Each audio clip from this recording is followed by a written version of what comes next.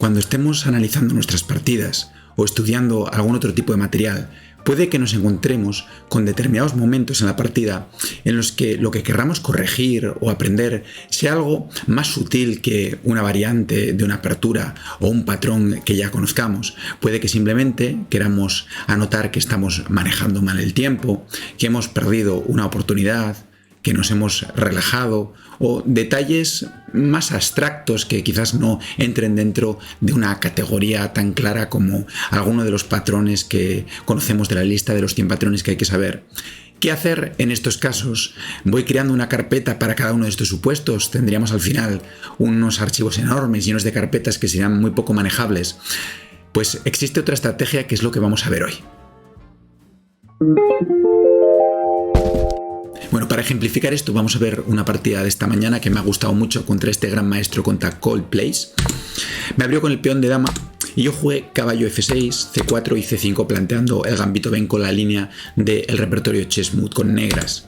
D5, B5, peón por, y ahora aquí me juega esta línea con E3. Creo que fue Korchnoi el primero en poner de moda esta variante en la que las blancas esperan no tomar todavía en A6 y quizás incluso si peón por acabar desarrollando el alfil directamente a B5 y una línea más segura que el romper directamente en algún momento con E4. G6, caballo C3, alfil G7, E4 ahora. En roque es importante tener la casilla E8 para el caballo si E5. En alguna ocasión aquí creo que hice otra jugada y este E5 me fue muy molesto. Por lo tanto ahora siempre tengo cuidado en dejar ese E8 al caballo. Caballo F3. Y ahora E6. Es importante que en estas líneas no jugamos con D6, sino que jugamos con E6 y alfil B7 para contrarrestar rápidamente este fuerte centro de las blancas. E6, A4, alfil B7, peón por, y ahora aquí, por supuesto, tomo de caballo. Quiero que el alfil me haga presión sobre D5. Alfil E2, peón por peón, y ahora caballo B4, amenazando el punto de 5 y ahora no se puede defender fácil porque si C4 mi juego de piezas sería muy cómodo con torre 8. Y aquí mi rival decidió enrocarse entregando el peón. Quizás más normal era tratar de mantenerlo con D6, pero es cierto que caballo FD5 es bastante molesta metiendo presión y luego en algún momento quizás podamos incluso buscar atacar el peón con dama B6. Como digo, mi rival decidió entregarlo, caballo por, alfil por y ahora se establece la igualdad de material. Ya no tenemos el peón de menos, son 2 contra 2 en el flanco de dama, pero tengo más peones centrales y parece que la estrategia de las negras ha sido totalmente satisfactoria. Yo creo que el negro ya está un poquito mejor aquí con esta presión de los alfiles en el flanco de dama. Creo que la posición es preferible. Alfil de 2, me está amenazando alfil por, eliminando el defensor de este alfil, por lo tanto quito el alfil. Alfil C3, buena jugada, cambiándome mi poderoso dragón y pongo en marcha el centro D5, ¿no? Y yo aquí la verdad que esperaba alfil por G7, rey por G7 y ahora alguna jugada de dama o incluso caballo E5, pero mi rival me sorprendió aquí con torre E1, permitiéndome este D4 para ahora contrarrestar alfil por, peón por y alfil C4. Sin embargo, aquí tenemos ahora un poderoso peón pasado que, como ya he comentado alguna vez, decía Ninzovich en su libro Mi Sistema, publicado ya hace mucho tiempo, a finales de la década de los años 20 en Berlín, que el peón pasado es un peligroso criminal al que hay que tener bajo llave. Y en este caso las blancas vamos a ver que no son capaces de tener bajo llave a este peón. Quizás era más segura incluso alfil de 3 bloqueándolo, porque ahora aprovecho táctica para hacer D3. ¿Por qué? Porque aunque parece que está el peón totalmente atacado, en realidad es muy molesto el alfil por B2, lo que me dejaría otro peligroso peón pasado. Entonces, con este D3 lo que consigo es obligarle a defender el peón y ahora simplemente elimino el caballo, nada por, y consigo que el peón haya llegado a séptima. Mi rival aquí juega torre F1 y ahora aquí juego dama D4. Una jugada que me parecía muy normal, activando la dama, atacando el alfil, pero que el ordenador critica mucho. Porque aquí dice que con torre C8 las negras ya están ganando totalmente, que la partida se acaba. La amenaza torre C1 es muy fuerte y si B3 el ordenador castiga simplemente con torre por, peón por y ahora, aunque parece increíble, no hay manera de evitar torre 8, torre 1, torre por F1 y D1. ¿Por qué esto funciona? Pues porque se da la casualidad que el alfil evita que la torre pueda volver a la primera. No puede volver por A1 porque está el alfil, tampoco puede volver por B2, se lo niega el alfil, y tampoco puede volver vía C2 porque el peón le impide llegar a C1. Y aquí nada, simplemente el plan es torre 1, torre por y D1. Es totalmente imparable esto. Esto me parece la verdad bastante difícil de ver. Bueno, me quedo con ello como curiosidad, pero tampoco es algo que trate de aprender para el futuro, porque hay que diferenciar un poquito entre qué nos pueden enseñar las máquinas en algunas posiciones, que decimos, sí, esto me interesa mucho saberlo claramente, y aquellas cosas que son curiosidades, yo diría, peculiaridades concretas de una posición, que debemos ser conscientes de que no podemos seguirle el ritmo a la máquina y no podemos pretender aprender a jugar como la máquina totalmente y decir, bueno, pues esto en la próxima partida voy a saber hacer esto, ¿no? Porque me parece un juego demasiado concreto. Dama de 4 no me parece mala jugada y de hecho todavía sigo teniendo bastante ventaja. Tengo aquí casi más 2,5 puntos de ventaja. No me preocuparía el alfil B3. Lo que pasa es que ahora, aquí con mi siguiente jugada, ya la ventaja cae bastante. Aquí ya me cae a 1 punto, para que entendáis un poco la cifra numérica. Aquí ya estoy al borde de estropearlo todo. El ordenador aquí dice torre A5. Esto sí que me sorprende bastante y sí que me llama la atención la flexibilidad que tienen a la hora de no centrarse demasiado en una idea concreta. Aquí como seres humanos, por decirlo de alguna manera, estamos obsesionados con coronar el peón. Y nuestro plan todo gira en torno a jugadas para coronar el peón. Torre C8, torre 8 en torre 1, este tipo de ideas. Cuidado con el torre F8 porque la torre no se puede mover porque está cayendo F7. Pero atacar en el flanco rey, por ejemplo, con torre A5 y torre F5, a mí me cuesta ser tan flexible en estos casos. Estoy normalmente centrado en una cosa y esto sí que me parece interesante para aprender. El no tener el foco únicamente o las orejeras como los caballos para ir en una única dirección. Y esto es una cosa que podemos aquí también apuntar. De momento voy a poner una nota aquí usando los comentarios para que podáis ver lo que estoy haciendo. Vamos a poner aquí esta visión un momentito para que veáis todo lo que estoy viendo en chess.com, y aquí podemos apuntar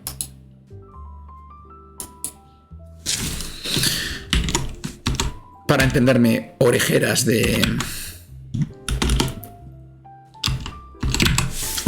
con esto yo creo que nos entendemos lo que quiero decir, o puedo describirlo directamente, no poner no tenemos que centrarnos demasiado en una única idea.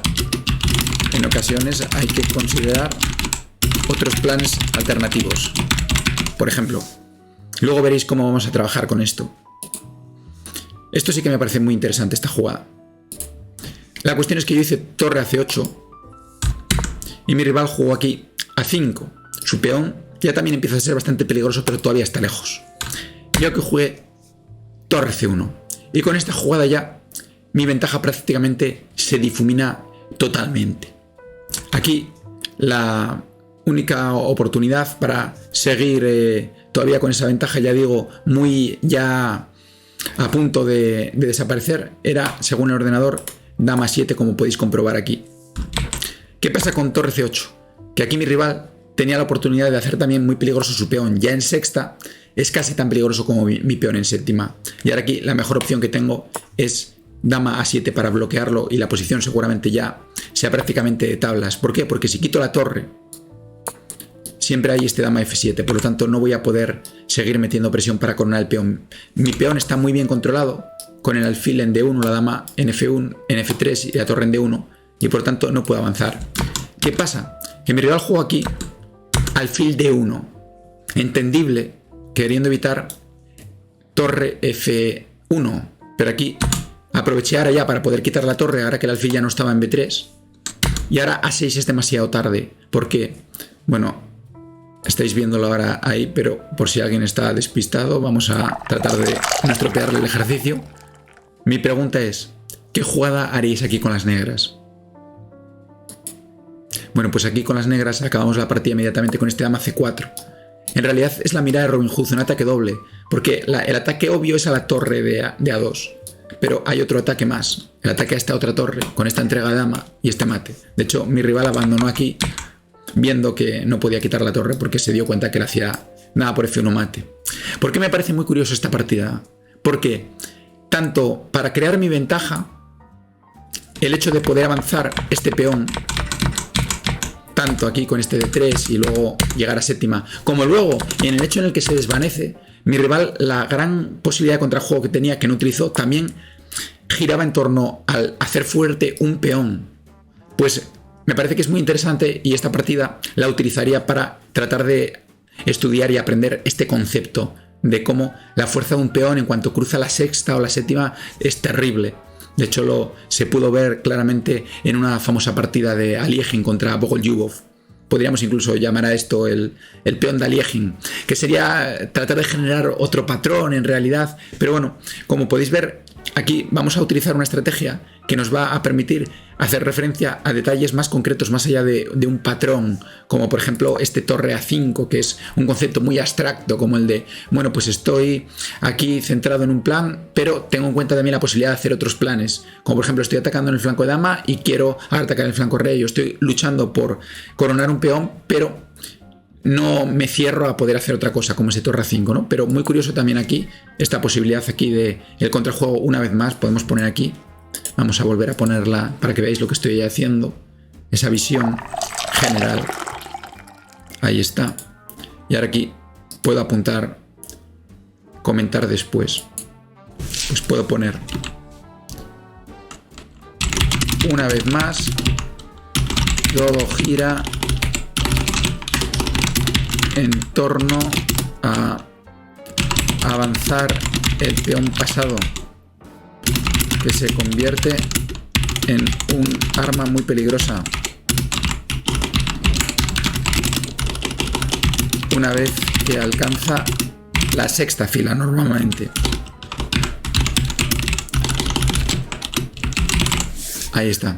Este teclado, la verdad que tiene una mecanografía bastante compleja y aparte mete ese ruido que a algunos no os gusta, pero bueno, tengo que reconocer que para escribir no es el mejor.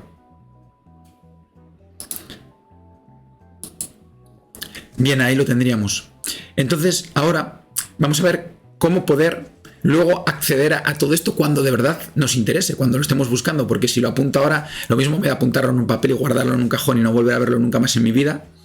Tenemos que ser capaces de guardarlo de alguna manera que luego podamos acceder a ello y encontrarlo. Bien, pues esto es lo que vamos a ver en el vídeo de hoy. Ahora lo primero de todo que voy a hacer es guardar la partida, o guardar este análisis o la partida, y me la guardo en esta libreta que tengo aquí, que llamo libreta de Obsidian. Vais a ver ahora para qué sirve esto. Bueno, pues lo que vamos a hacer es utilizar un programa que nos permita tomar cómodamente notas de texto. A mí me gustan los que permiten darle un formato con el lenguaje de Markdown, como puede ser Obsidian, como puede ser Notion, Logseq, este tipo de programas, pero valdría pues un Word también o otro tipo de soportes ahí a gusto de cada cual. Lo único que nos tiene que permitir es, por ejemplo, utilizar hipervínculos.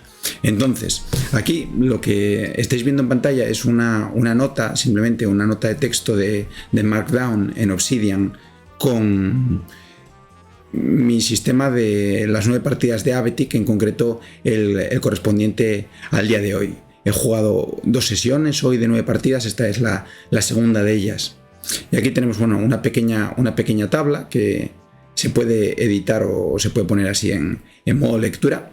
Simplemente aquí tenemos la tabla con el número de partidas, el color que yo tenía, la apertura que se jugó y esto que veis aquí, troles, porque fueron aperturas que igual me hicieron en la primera jugada H6 o algo así. El resultado y los enlaces, pero estos son los enlaces a la partida en general en chess.com. Aquí si le doy, pues lo que nos llevaría sería a chess.com a la partida, no al análisis que hemos hecho de la partida. Aquí simplemente pues tengo la partida entera que acabamos de ver ahora. Bien, pero ¿qué es lo que vamos a hacer? Pues vamos a ir a biblioteca, donde hemos guardado esa partida, por ejemplo, en la libreta Obsidian, y esta partida aquí sí que me permite analizar y guardar esos análisis que habíamos puesto antes. Antes no los había guardado porque lo que guardé en la biblioteca fue simplemente la partida entera, pero los podría poner ahora aquí. Por ejemplo, aquí esa idea del peón, podemos llamarlo de cualquier manera, pero peón peligroso pasado o peón de Aliegi me gusta bastante. Esa vamos a dejarlo así. También me gusta la idea de ese torre A5 que habíamos dicho antes. Era en este momento torre A5, una jugada muy buena. Vamos a poner aquí una nota que diga no ponerse las orejeras. Y luego también la posibilidad de mi rival, a su vez, de haber usado a su vez ese A6, ¿no? Podemos poner aquí las blancas, por su parte, también podían haber puesto en marcha el peligroso peón de Aliegi. Ahí está. Y con esto lo guardo y lo que hago es copiar la URL de esta partida en concreto. En chess.com todo lo que guardemos va a tener su propia URL. Y ahora, aquí una vez más en la nota Obsidian, en esta partida número 2, puedo poner ahora el modo de edición y escribir y anotar todas estas cosas. En primer lugar, voy a poner el enlace a la partida. Esto es lenguaje Markdown. Esto lo que quiere decir es que me va a aparecer aquí ver y luego si lo pongo en modo lectura, simplemente tendría ver y un enlace, ¿no? Y daría ahí y me llevaría, vamos a verlo. ¿Veis? Me lleva aquí justo a esto que ya he analizado. Y ahora aquí lo que puedo hacer es de todo. Puedo poner desde etiquetas, por ejemplo, vamos a poner aquí peón. De peón tengo alguna, a ver, me va sugiriendo peones, paper, procesar, desarrollo personal. No hay ninguna. Pues vamos a poner, por ejemplo, peón pasado. Peón pasado me gusta bastante, ¿no? Más que peón de Aliegi, que parece que estamos refiriéndonos a un peón concreto. Peón pasado. Al ser una etiqueta, tengo que ponerle, por ejemplo, un guión abajo para que ponga la última, todo como una única palabra. Peón pasado. Es una partida, también lo de las orejeras, me ha gustado bastante ese concepto. Simplemente con orejeras me voy a acordar otra vez. Orejeras y vamos a poner que fue una partida contra un gran maestro. A veces quiero buscar pues justo partidas que haya jugado contra un gran maestro. Pues tengo una etiqueta aquí para gran maestro. Como veis, por ejemplo, en esta primera partida hubo un blunder, entonces la tengo aquí etiquetada como eso. De hecho, no recuerdo cuál fue, podemos verlo. Si ahora voy aquí, podría ver cuál fue ese blunder que cometí. Vamos a verlo. Aquí yo llevaba las blancas. Una Caro-Kann. Ah, sí, ya lo recuerdo. Me dejé un caballo en B3. Que tenía muy buena posición. Y aquí, después de tomar de torre, traté de llevar este caballo a A5. Hice caballo B3 y me dejé el caballo. Ahí está el blunder. ¿Veis? Pues este tipo de cosas también las puedo referenciar desde este tipo de notas. Por ejemplo, si quiero buscar luego lo único que tendría que hacer sería buscar la etiqueta y tendría todos los blunders que tengo o todas las partidas en las que hay peón pasado, todas. Por ejemplo, aquí también tengo apuntado en esta otra partida relojero. Ya sabéis, uno de mis grandes enemigos junto con el inversor impaciente, etcétera. Quienes conocéis los vídeos del canal podéis buscar, por ejemplo, el relojero. Pillada quiere decir cuando me cazan en la apertura, en algún lance concreto, no tenía una variante que no sabía bien, etcétera. En este caso tengo una etiqueta para recordar, para estudiar, por ejemplo, una variante concreta. Por ejemplo, aquí podemos utilizar también esto. Si doy aquí, me llevaría a ver, está en modo edición. Vamos a ponerlo en modo lectura.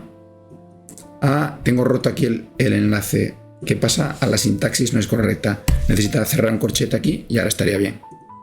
Ahora está. Si voy aquí, me llevaría a esta partida donde aquí, pues por lógica yo debería ser el negro, ¿no? Si me han hecho peón dama, esto es. Pues aquí me cazaron en esta apertura. Vamos a poner en silencio esto. Me cazaron aquí. A ver en qué momento. Ah, aquí sí. Aquí simplemente tengo ya la línea que hay que recordar con este caballo Fd7 para no permitir E5. Y aquí quiero recordar que en la partida jugué caballo Bd7, me cambiaron damas y me hicieron un E5 que fue muy molesto. De hecho, esto lo podemos comprobar muy fácil. Volviendo a la nota, es la partida número 6. Iría a la partida número 6, aquí. ¿Os dais cuenta lo poderoso que es esto? Es una manera mucho más completa de trabajar con todo el material que vayamos haciendo que lo que podemos hacer, por ejemplo, con una base de datos normal o utilizando únicamente chess.com. De hecho, aquí, eso es, este es el momento donde aquí jugué caballo D7. Aquí lo correcto es este dama por, torre por y ahora este caballo Fd7 para controlar E5. Yo en la partida hice aquí caballo D7 y me quedé, no pude jugar esta partida, prácticamente me quedé perdido en la apertura. De hecho, luego cometí aquí un error muy grave, estaba una posición, me resultaba muy incómoda y de hecho aquí me dejé el alfil, ¿no? Esto sería también un blunder, no sé si lo tengo apuntado como blunder, pero debería. No, pues aquí por ejemplo puedo poner también blunder porque no dejé de colgarme una pieza y no con ese, aunque la posición ya era muy mala, pero bueno, también pues podemos ir completándolo poco a poco y cuando vayamos revisando lo que hacemos, pues podemos hacerlo de esta manera. ¿Por qué es tan bueno este sistema de utilizar las etiquetas más allá de guardar las partidas en carpetas concretas? Porque como podéis comprobar nos da una potencia mucho mayor, podemos ser mucho más finos a la hora de organizar nuestro material y luego cuando querramos buscar material tanto para dar clases, imaginaos que queréis darle clases a unos alumnos y queréis buscar posiciones en las que haya habido pues un error garrafal, un blunder de estos, pues ponéis blunder y os van a salir todas las partidas que tenéis con eso, o que queréis buscar ejemplos de peón pasado, ejemplos de cosas mucho más finas que no se pueden buscar bien en una base de datos normal. Pues de esta manera, utilizando estos dos mundos, el de un editor de texto que permite hacer cosas un poquito curiosas, como por ejemplo los que utilizan el sistema Markdown, y una herramienta tan potente como es las bibliotecas de chess.com, pues uniendo las dos cosas podemos hacer cosas muy interesantes, me parece. Así que os animo a probar este método de las 9 partidas de Abetic, ir jugando 9 partidas, analizarlas bien y vais poniendo vuestras notas, vuestros enlaces, guardáis vuestros análisis en las bibliotecas de chess.com y poco a poco yo creo que de esta manera pues podéis ir avanzando en, como dice esta serie, ese camino hacia el progreso en el ajedrez. Y vamos ahora con la pregunta del día. Bueno, pues la pregunta de hoy nos la hace Tobias Gunter y dice así: hola Capa, espero que estés muy bien, gran vídeo nuevo sobre esta serie. Mi pregunta es, ¿qué libro recomiendas a los jugadores principiantes e intermedios? Muchas gracias Capa y saludos desde Argentina. Hombre, pues enviando los saludos desde la Argentina no puedo dejar de recomendar entonces el Tratado General de Ajedrez de Roberto Grau, gran campeón argentino de los años 20 y que generó una obra que todavía a día de hoy yo creo que sigue siendo uno de los mejores recursos para empezar a jugar al ajedrez. Por supuesto que hay pues libros más actualizados, pero me parece que el Tratado de Ajedrez de Grau es una obra inmortal que puede ayudar a jugadores de niveles, como se dice, tanto principiantes como incluso a nivel intermedio, a empezar a dar los primeros pasos en una estrategia ya más avanzada, como se llama el antiguo tomo cuarto. Hoy en día hay únicamente 2 tomos en la nueva edición en sistema algebraico, pero me parece una opción muy interesante y siendo Tobias de Argentina, pues vamos a recomendarle ese Tratado General de Ajedrez de Roberto Grau. Y ahora sí que si os ha gustado el vídeo de hoy, se agradece que dejéis un like, un comentario, como siempre. Os invito a que os suscribáis al canal si todavía no lo habéis hecho y que activéis la campanita para no perderos ninguna de las notificaciones. Y os recuerdo que todos los lunes os esperamos en cafeconelcapa.com con nuestra lista de correos de ese 321 ajedrecístico, 3 problemas para mejorar vuestro cálculo, 2 consejos para mejorar vuestro ajedrez y una partida comentada. Todo ello en cafeconelcapa.com. Si quieres que responda a tu pregunta en el vídeo de mañana, no olvides dejarla en los comentarios de este vídeo. Hasta la próxima.